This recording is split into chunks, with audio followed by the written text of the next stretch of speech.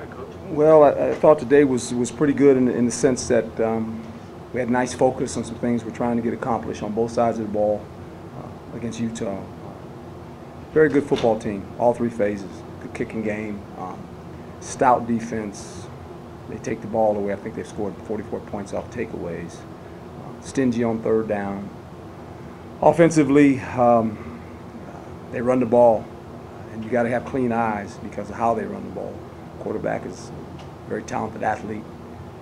They've got some receivers that can make catches, so they're on a roll right now. They're a very confident football team. Have beats some very good football teams.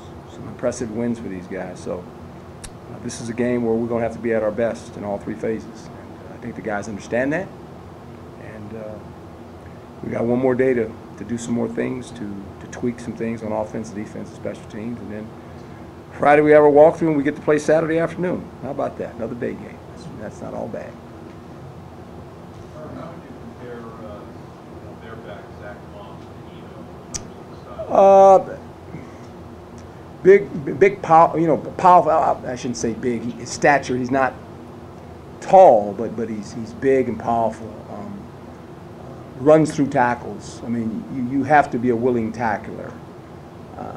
He doesn't dodge contact. I mean, he's big and he's a bruiser now. He's going to run downhill. A lot of the runs are north and south. It's going to take more than one player to tackle him. And they run enough things offensively that they run the power to counter. You got a little bit of some quarterback option. The quarterback's talented as well. So you have to have clean eyes when you play an offense. It's a little bit different than pro football. Pro football, they don't do all those things. College football, you better have clean eyes. You better understand who you have, what's your gap responsibility. And if you miss one, it becomes a big run. And so everyone's going to be responsible to understand their gaps and keep their gap integrity, but also who has the back, who has the pitch, who has the quarterback. I mean, that's kind of important as well. Is there an extra emphasis or need in this game on the turnover mark? Always important, but it seems like when they turn the ball over, that's when they Yeah, and that's anybody, really, when you think about turnovers. Turnovers are a big part of the game of football. And what you do when you get them or how you defend it once they happen is critical. I can remember we turned it over here against Stanford twice, and we held them to field goals. That's a good thing. 2 turnovers is generally, that's not the case. Generally, that's 9 points for the most part, or 10 points, I should say. We held them to 6, and so that's always good. So turnovers are part of the game, and I think when you see a defense that has the ability to take the ball away, a couple things happen. According to when they take it away, you can take away points. It gives your offense another possession, and it gives you some energy. It creates momentum, and so that's why turnover is so catastrophic. It's just generally when you win the turnover battle, you generally win the game. To be quite honest, somebody said that. I guess this is the day that somebody said that. I heard that all of a sudden. This is like the day of. I don't even know when I said that, but. If Jalen can't play. Evan Fields, they'll go in there. Evan doesn't have a lot of experience. Daz has some. And so here again, if Evan has to play, he's another guy with not a lot of experience. And, when you say that, you're hoping that we can make some things simple for him, but how does he handle that when he goes in the game? He played a little bit against SC. How does he handle the pressure of playing in the game? It's easy on the practice field, but when the lights are on, the score counts, and everybody reacts different, and so that's part of the process. Having said that, Coach, this is obviously a big game, another ranked opponent, something you guys have faced and had success with already this year. How much can that past success against ranked teams ever help? Well, I think this with our team, I think the only team that really caught them off guard was San Diego State. I think after 2 big wins, dealing with the adulation and the pats on the backs, and then going on the road and playing them, might have caught them by surprise a little bit. So hopefully we've grown from that. But as you say, this is a really good football team, and all you got to do is watch the tape and look at their record. They won 4 in a row against good teams. And it wasn't close. I mean, it was kind of like a couple scores, and so I think they realize that. One thing I say about this football team, and I've said it every week, they compete. And that's what it's going to take. It's going to take great effort. And we're going to have to make our share of plays. I think this, we can't get caught up in if we have to punt the ball, because their defense is good enough to say, we're going to have to punt the ball sometimes. And we're not going to make first downs all the time.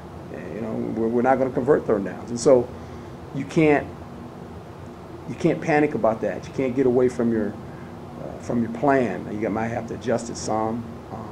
You can't allow offensively the mindset of your team to all of a sudden you go out there 2 or 3 times and you're punting the ball. It could be one of those games, you know, where you're not going to score a lot.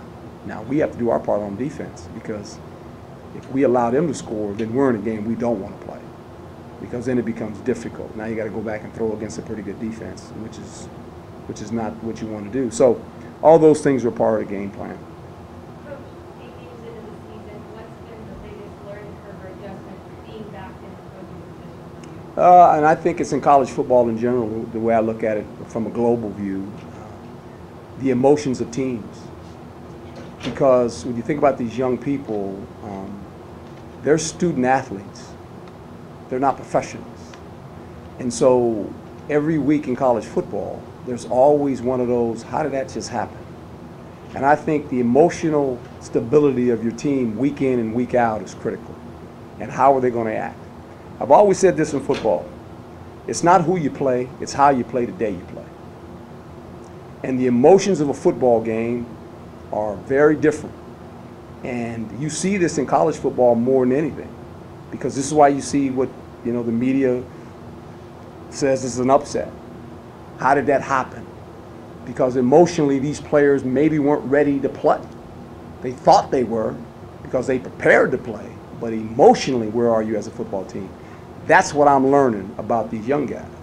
You know, what kind of team is going to walk on the field? Because you think you know, but you kind of got an idea, but then the game starts being played out and you go, well, why are we acting like that this game? You know, so, but that's part of it, and I'm learning that as I coach. I've learned a lot of things this year. I didn't come take this job thinking I knew everything. I mean, one thing I always try to do, and I think you never stop learning. When you stop learning, then you're going down the wrong road. It's been an experience for me. It's been quite a delightful one, to be quite honest. I'm glad I'm back. I think I've earned this football team's trust, and that was the thing for me, is to earn their trust. And I think they trust their head coach, and I feel comfortable about that, but I'm still learning. Every week is a different learning experience for me. I'm not trying to contradict you, but are you sure Nikhil Henry's not professional? Because the way he's playing, no, he's not. He's not. He's not a professional. They get paid. They get paid a lot of money. Last time I checked, he doesn't get paid. He goes to school. He's not a professional. But it's like anything else. This is the farm league for professional football. And until they actually sign a contract and make a team, they're a student athlete in my mind. And that's how I'm going to coach them. I always coach them that way. I mean, and they need to enjoy that, to be quite honest. And I can't tell them that enough. Because that other world's really hard. I know it. You've seen both worlds. Yeah, I lived in it for 30 years. Yeah. It's hard. It's hard.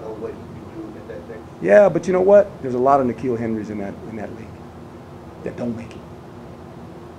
That's all mental. Talent allows you to go there, then mentally can you do it day in and day out. That's the difference. That's what these young guys don't realize. And they'll realize it the first day they walk into training camp. You're not the most fat, you're not the biggest, strongest guy anymore. They have more experience. How do you deal with failure? You fail in that league before you succeed. 90% of the players fail in that league emotionally. How do you deal with all that? That's a hard league. That's why they call it professional football. It's different. It's not a hobby. It's your life's work. This is what you do. You're a professional football player. And I can't say it enough. And there's a difference. And I've seen it. As good as these college players are, think about the percentage of who make it. 2%. So as good as they are in college football, great. 2%. That's it. We sit here and marvel on these guys on Saturday to play on Sunday. Get ready. It's hard. Herm, is there any update on J.J. Wilson? Playing? We don't know yet. It's kind of day to day. You know.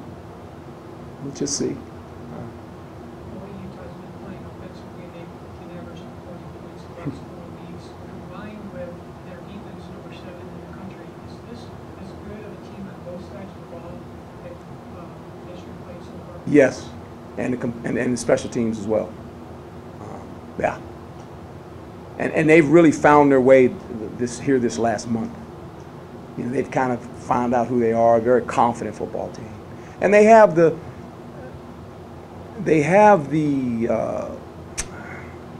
how should I say this? They have the capability to travel well, because when you run the ball and you play good defense, you put it in your suitcase and it travels well. It goes anywhere you want it to go. It just does. It always works that way. You can take it. The weather doesn't matter. The climate doesn't matter. The stadium doesn't matter. You just unload your suitcase and say, we have these things, and they have good kickers, and they play. And if the offense is a little bit off that day, it doesn't matter, because we got pretty good defense. We're not going to let the score get too far ahead of us. And so they're always going to be in the game. And that's the signs of a program that understands who they are. And Coach has done this.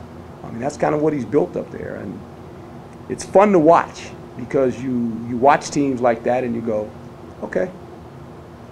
And you go, yeah, eventually, you know, you want to become that. I mean, you do. And that's what you strive to become. And hopefully some years from now we can say that. And I can sit there and say, hey, we're good. Everybody good? Good. Thank you.